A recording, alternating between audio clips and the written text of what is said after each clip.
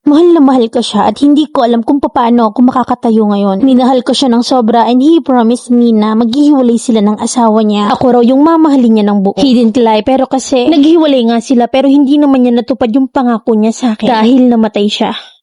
Nagkakilala kami nung senior high pa lang ako. Nag-post ako gamit yung dump account ko sa may Walker na group page. At doon ko siya nakilala. 17 years old na ako at siya naman ay 42. Wala naman akong plan na mahalin siya dahil matured siya ng sobra. Which is, yun din naman yung mga type kong lalaki. And then 2 days kami nag-usap and we decided na magkita. Gusto niya akong papasukin sa lodge pero minor pa ako. Tsaka nahihiya ako kaya sa sasakyan na lang namin yun ginawa. Medyo matagal kami natapos at hindi naman ako nang hingi kasi hindi ko naman need ng pera. Medyo may kaya yung family ko at nakukuha ko naman yung lahat ng gusto ko. Pero hindi yung pagmamahal galing kay Papa. Nagpakonsulta rin ako sa psychiatrist and he told me na I have a daddy issues. So I easily attached to older men. So balik tayo sa kwento. Alam kong may pamilya siya at alam kong mali yung ginagawa namin. Dahil meron siyang 4 na anak at kaidaran ko pa yung bunso niya. At 17 pa ako that time. Hanggang sa palagi na niya akong sinusundo sa school na parang normal partner lang kami. Pero patago. Hanggang sa palagi nang may nangyayari sa amin na siguro mahigit 10 beses na kasi kada 3 araw yun. Until February 9 ay magkikita sana kami. Pero may text akong na-receive galing sa pinsan niya. Nagka-heart attack daw yung boyfriend ko. And he passed away. Hirap lang kasi wala kaming picture dalawa at hindi ako belong sa buhay niya. Dahil ako'y isang kabit lang. Natatakot ako na pagdating ng araw ay makalimutan ko yung mga boses at mga ngiti niya. Alam kong mali pero mahal ko kasi siya. Siya nga pala hindi ako walker at nagbabalak lang ako that time. Na gusto ko kasi makaranas sa mga ganyang bagay. May kaya yung pamilya ko kasi engineer yung kuya ko at ang daddy ko naman ay kumikita ng 30k a week. Medyo bobo lang talaga ako. Mahal na mahal ko siya at hindi ko alam kung paano ako makakatayo ngayon. Siguro dahil minahal ko siya ng sobra and he promised me na maghihiwalay sila ng asawa niya. At ako yung mamahalin niya ng buo. He didn't lie pero kasi nagkahiwalay nga sila ng asawa niya. Pero hindi naman niya natupad yung pangako niya sa akin. And until now I can't accept it. Gusto ko sana mag-post sa mga sweet moments naming dalawa. Pero hindi ko magawa dahil wala akong karapatan, mami. Sobrang hirap magmahal na nagtatago kaming dalawa.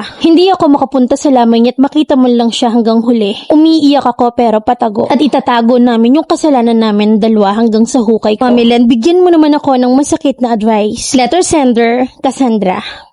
Bata ka pa pero nagbabalat ahas ka na. At tinitrain mo na yung sarili mong maging kabit. Anong pakiramdam ng may sinisira kang pamilya? Heaven ba? At anong klaseng mindset mo yan? Hindi natin masasabi na wala ka sa wisyo kasi aware ka na daddy's love yung hanap. Tanong ko lang, ganyan ba yung gusto mo yung tinatago ka yung hindi ka may pagmalaki kasi kabit ka? Tsaka sure ka bang patay na? O baka nag-aalibay lang at nagkukunwaring patay? May proof ka ba? Tsaka eto ha, kung madaling iwan ng asawa at 4 na anak, matakot ka. Kasi hindi malabong gawin niya rin yan sa'yo. Hindi mo dapat kinikip at pinagluluksaan ang ganyang klase ng lalaki. Magpasalamat ka pat namatay na nga. At least nabawasan na ng isa. Hindi lahat ng nagmamahal ay may karapatang magluksa lalo't alam mong side chick ka. Bumalik ka sa psychiatrist mo kasi hindi sapat yung advice na makukuha mo sa amin. Tsaka remind ko lang, yung pagpapampam, hindi kasali yan sa goal in life ha. Umayos ka ng desisyon mo sa buhay. Digital lang karma kaya matakot ka.